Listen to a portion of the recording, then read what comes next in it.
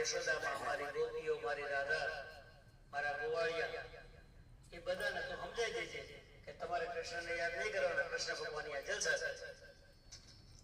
અને બધા એમ કે બહુ સારું, બસ તો પછી હું કે રોજ માખણ ખાઈશ ને રોજ હું કોઈ દી યાદ નહીં કરું.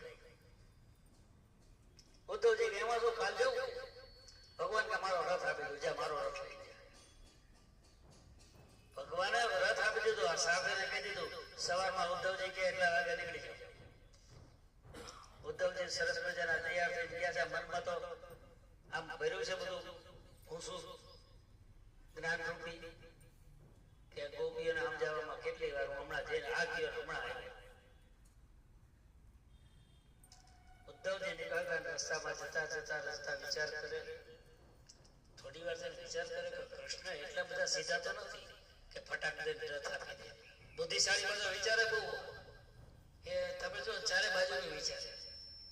ઉદ્ધવજી વિચાર કરે કે કૃષ્ણ એવા તો સીધા નથી કે રથ આપી દે, મને રથ આપ્યો તો એની પાછળ કંઈક તો કારણ છે.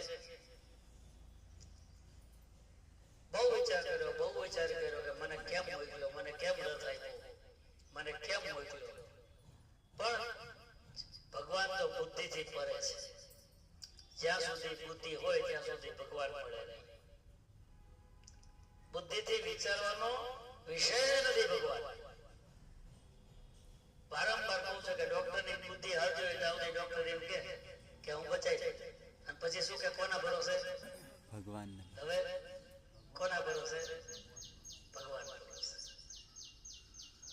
કારણ કે બુદ્ધિ જ્યાં પૂરી થાય ત્યાંથી ઈશ્વર શરૂ થાય. જ્યાં બુદ્ધિ પૂરી થાય ત્યાંથી ઈશ્વર શરૂ થાય.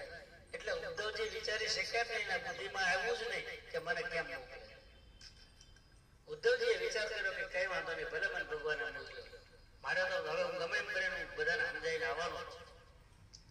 અને ઉદ્ધવજી વિચાર કર્યો કે મારા દિવસે નથી, હું રાત્રે છે. એટલે આખી રાત મને વિચારવા મળે બીજે દી મારે કેવી રીતે કોની યાર વાત કરવી ખબર પડે. બપોરે ઉદ્ધવજી જમીન સુઈ ગયા.